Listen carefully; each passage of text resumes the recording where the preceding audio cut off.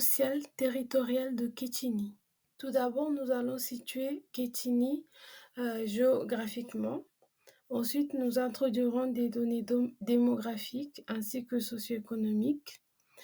Et pour finir, nous mettons en évidence les forces et les défis qui caractérisent cette ville. La deuxième partie de cette vidéo sera dédiée à la structure de stage auquel je suis rattachée. Nous identifierons également un partenaire clé dans ce type de structure, la médiation et la place de CSF. Située au cœur de la région Bourgogne-Franche-Comté, Quétigny est une commune française qui fait partie de l'agglomération dijonnaise. Elle est dans le département de la Côte d'Or. Cette ville dynamique offre un équilibre entre la proximité de la métropole dijonnaise et un cadre de vie agréable. Au XXe siècle, elle a commencé à se développer en attirant de plus en plus des personnes.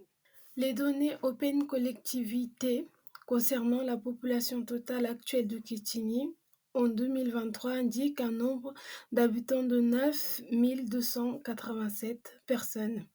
Ces chiffres mettent en évidence une stabilité démographique depuis plus de 30 ans et un vieillissement de la population. Une hypothèse serait que, passé un certain âge, les résidents choisissent de rester à Quétigny. Concernant la jeunesse, nous avons 1700 enfants âgés de 0 à 14 ans et 1864 adolescents, enfin de 15 à 29 ans. C'est en baisse par rapport à 2007. Concernant les seniors de 60 à 74 ans, on a un effectif de 1733 habitants.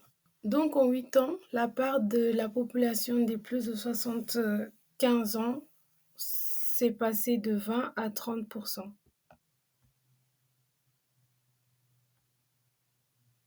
Les points forts et les besoins sociaux de la ville de Quétigny.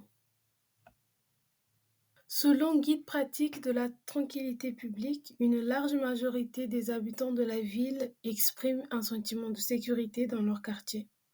Quétigny offre un cadre de vie où les résidents se sentent en sécurité. Quétigny est une ville qui s'engage activement dans le tissu associatif de la communauté, démontrant une forte participation et une collaboration dynamique au sein de diverses associations locales. Et pour finir, Quétigny s'investit activement dans la création de liens entre ses habitants. On propose des activités variées. Un exemple concret, l'organisation d'une amusante dictée récréation par Cosy Devoir auquel j'ai participé, qui s'est déroulé le 18 novembre. Quétigny peut être considérée comme une ville ambitieuse pour plusieurs raisons. Par exemple, le projet La Parenthèse, dévoilé le 28 février 2022, qui témoigne cette ambition. Cette initiative met en avant l'inclusion sociale, l'accès à la culture pour tous les habitants. Concernant les besoins, donc nous avons des besoins au niveau de l'emploi et de l'insertion. En effet, la ville de Quétigny nécessite une attention particulière afin de favoriser l'intégration professionnelle de ses habitants.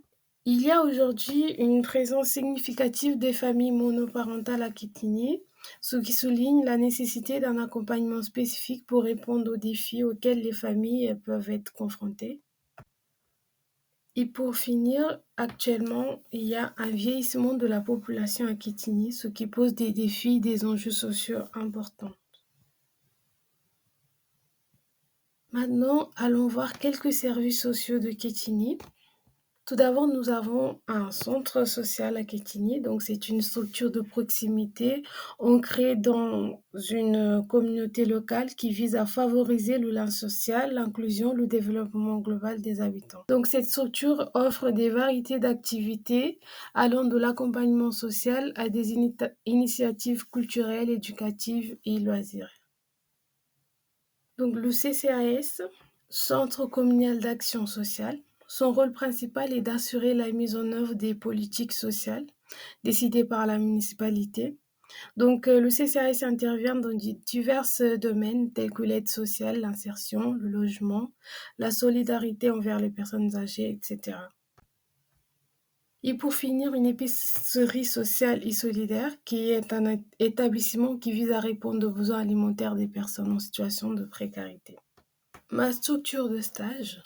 Donc, je réalise actuellement mon stage au sein de pôle accompagnement de Vive 3, qui est engagé dans le soutien, l'accompagnement de divers publics. Donc, Vive 3 met en œuvre dans le domaine de la solidarité et de l'action sociale. Le pôle accompagnement, quant à lui, est spécifiquement dédié à fournir un accompagnement personnalisé. Vive 3 Bourgogne met en place la politique sociale en matière de maintien à domicile pour les personnes âgées qui se caractérise par des programmes axés sur le bien-être, l'autonomie et la qualité de vie, visant à permettre aux personnes âgées de demeurer chez elles tout en recevant des soins et des soutiens nécessaires.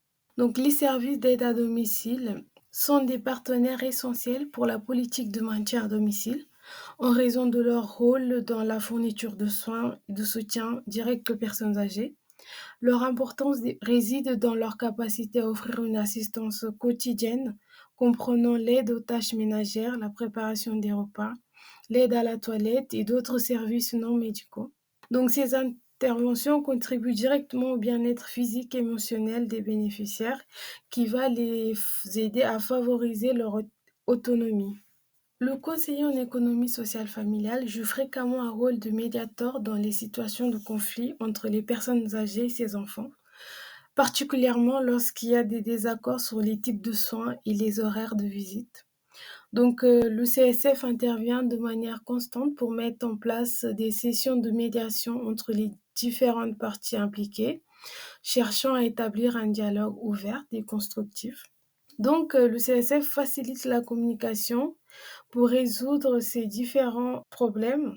Il parvient à des accords qui répondent aux besoins et aux préoccupations de tous les parties concernées, donc les familles, la personne âgée et les services d'aide à domicile. Le CSF joue un rôle important dans la politique de maintien à domicile en raison de ses compétences polyvalentes et de son engagement. Donc, il est capable de réaliser des évaluations approfondies sur les besoins de la personne âgée ainsi que de la famille, en prenant en compte des divers aspects tels que les conditions de vie, les ressources financières et les réseaux de soutien. Il est capable de mettre en place des accompagnements individualisés avec la personne âgée, en faisant de la personne l'acteur principal de son maintien à domicile. Et pour finir aussi, elle joue un rôle très important dans la médiation familiale. C'est la fin de cette présentation. Merci.